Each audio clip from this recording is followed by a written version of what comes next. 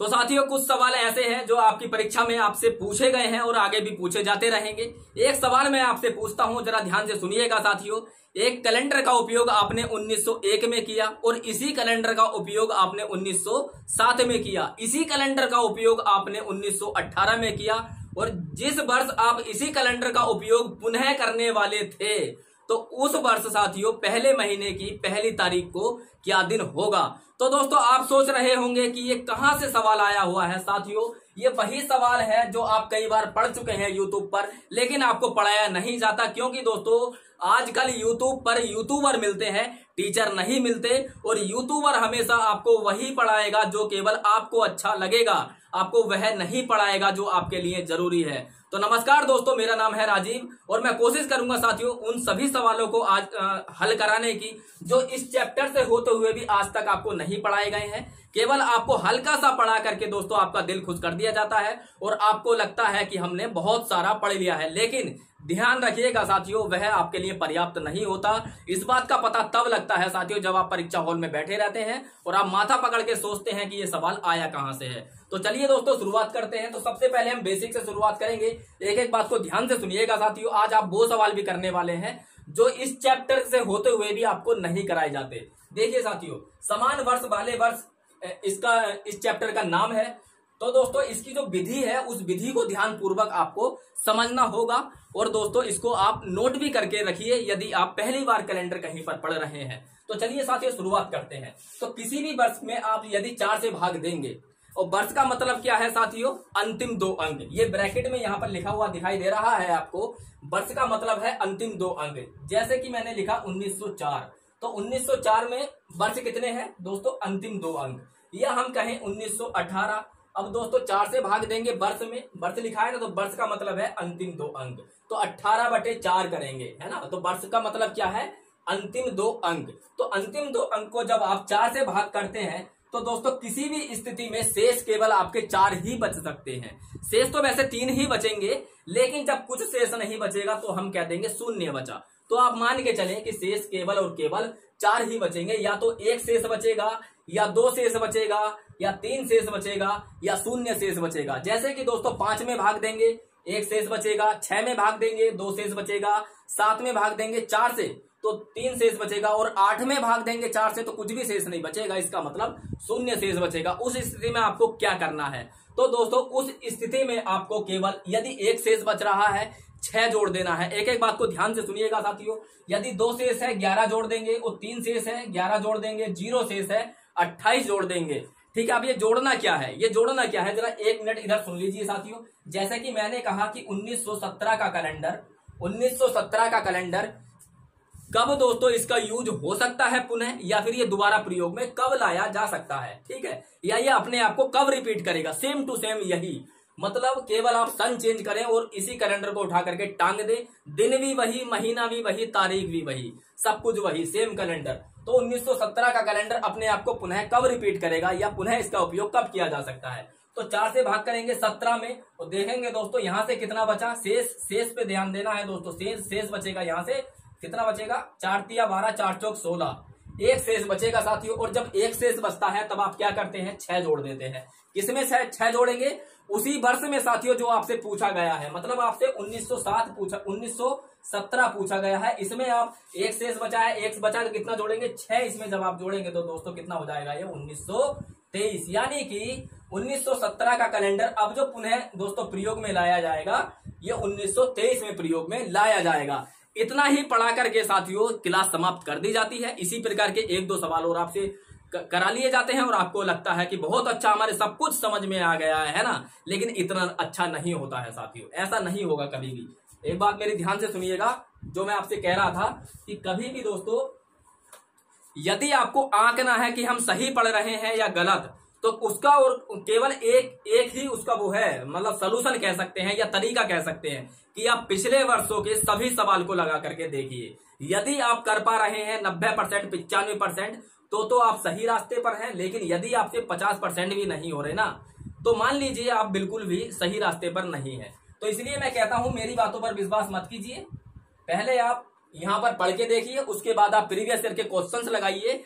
यदि आप कर पा रहे हैं 90% से ऊपर, 95%, 97%, तब दोस्तों आप चैनल पे बने रहिएगा। अब दोस्तों यहां पर ऐसा नहीं कहा गया है जैसा आपको रटाया जाता है, जैसा आपको समझाया जाता है कि बताइए 1921 का कैलेंडर कब पुनः अपने आप को रिपीट करेगा, कब इसका प्रयोग में लाया जा सकता है। नहीं, बात को घुमा के कहा गया है, बात को घुमा के कहा गया है। जरा देखिए 1921 में 1 जनवरी की 1 तारीख को सोमवार था, तो किस वर्ष पुनः 1 जनवरी को सोमवार ही होगा। तो दोस्तों इसका अर्थ भी वही है कि पुनः ये कैलेंडर कब रिपीट होगा, है ना। लेकिन ये बातें आपको नहीं समझाई जाती क्योंकि वो उनके लिए जरूरी नहीं होता। तो इसलिए साथियों अब क्या काम करेंगे, रागमाला जितनी भी ये लिखी हुई है इस पे आप ध्यान मत दीजिए, केवल इसका कॉन्सेप्ट समझिए। कॉन्सेप्ट यदि आप समझ लेते हैं तो दोस्तों आप सवाल को भी चुटकी में हल कर लेते हैं। 21 में जैसे ही आप 4 से भाग देंगे, क्योंकि आपको अंतिम 2 अंक में 4 से भाग देनी है, और जैसे ही आप 21 में भाग देंगे साथियों तो क्या होगा, 1 शेष बचेगा, और 1 शेष बचेगा तब आप 1921 में 1 शेष बचता है तो कितना जोड़ेंगे, 6। यानी कि 1921 में जब आप 6 जोड़ देंगे साथियों तो ये हो जाएगा 1927। अब क्या कहेंगे आपकी 1927 में 1 जनवरी को सोमवार ही होगा, ठीक है, क्योंकि ये कैलेंडर अपने आप को पुनः रिपीट करने वाला है। तो एक तो इस प्रकार का सवाल आपसे पूछा जाता है। लेकिन जरा एक बात और मैं आपको बताना चाहूंगा साथियों, जैसे कि 1920 का कैलेंडर है ना। अब ये सवाल इससे अलग है, अब इसको छोड़ दीजिए, यहाँ पे आ जाइए। 1920 का कैलेंडर किस वर्ष के समान होगा, इस बात को भी तो आप बताइए। तो आप कहेंगे भैया सीधा सीधा बताया है कि 0 शेष बचे तो आप 28 जोड़ देंगे, क्योंकि यहां से आप देखेंगे 0 ही शेष बचेगा, पूरा पूरा कट गया, कुछ भी नहीं बचा तो शेष बचा 0, और 0 जब शेष बचेगा तो आप क्या करेंगे, 28 जोड़ देंगे। 28 जोड़ के क्या आएगा साथियों, ये हो जाएगा 1948। लेकिन साथियों जरा बताइए 1948 ऑप्शन में ही ना हुआ तब आप क्या करेंगे, 1948 ऑप्शन में ही ना हुआ तब आप क्या करेंगे। तो साथियों ध्यान रखिएगा, हर 28 वर्ष बाद पुनः अपने आप को लीप वर्ष रिपीट करता है, और जब शून्य शेष बचता है तो वह वर्ष लीप वर्ष ही होता है, और लीप वर्ष अपने आप को 28 वर्ष बाद ही रिपीट करेगा। मतलब यदि 1948 ऑप्शन में नहीं है तो दोस्तों पुनः आप 28 जोड़ करके देख लीजिए, ये ऑप्शन में जरूर होगा। अगर ये भी ना हो तो फिर आप 28 जोड़ करके देख लीजिए, तो यहां पर हो जाएगा 8 8 16 और 7 1976 आपका सही उत्तर हो जाएगा। अब चलते हैं दोस्तों उस सवाल की ओर जो सवाल मैंने आपसे शुरू में पूछा था।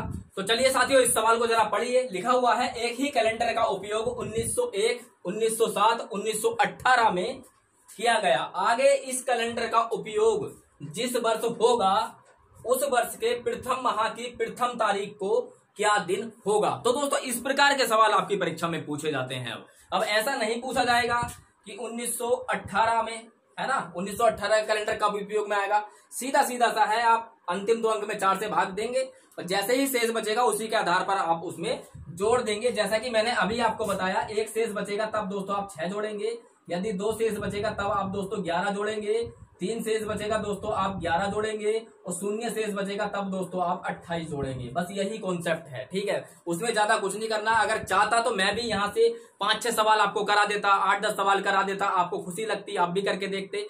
तो इसके लिए आप कितने भी एग्जाम्पल कर लीजिए, सबका एक ही फंडा है, इन शेष को याद रखना है, शेष के बाद में ये याद रखना है कि किस शेष पे कितना हमें जोड़ना है। लेकिन साथियों इस सवाल को आप जरा करके देखिए। तो सबसे पहले आप चेक कीजिए साथियों, यहाँ पर ये फॉर्मूला लग रहा है या नहीं। 1901 यानी कि 01 में यदि आप 4 से भाग देंगे तो शेष बचेगा 1, और साथियों जब 1 शेष बचता है तब आप कितना जोड़ते हैं, 6।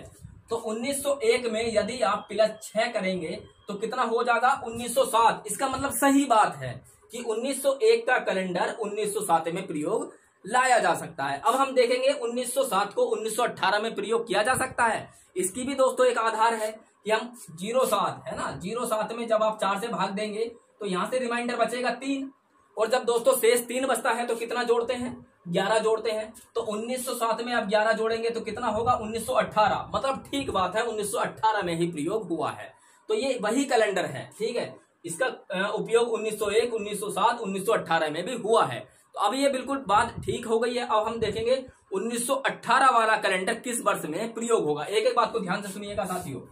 तो 1918 में क्या करेंगे, 18 में 4 से भाग, अंतिम 2 अंक में 4 से भाग देते हैं। अब यहां से आप रिमाइंडर देखेंगे, शेष कितना बचेगा, 2, और शेष जब दोस्तों 2 बचता है तो आप कितना जोड़ते हैं, 11। यानी कि 1918 में जब आप 11 जोड़ेंगे तो ये हो जाएगा दोस्तों 1929।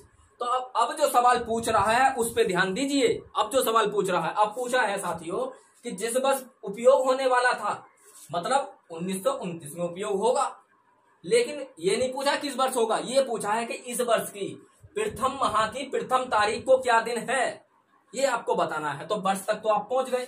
तो इसका मतलब क्या है, 1929 में 1 जनवरी है ना, प्रथम महीना कौन सा होता है, जनवरी, और प्रथम तारीख को कौन सी होती है, 1। तो 1 जनवरी 1929 को क्या दिन था।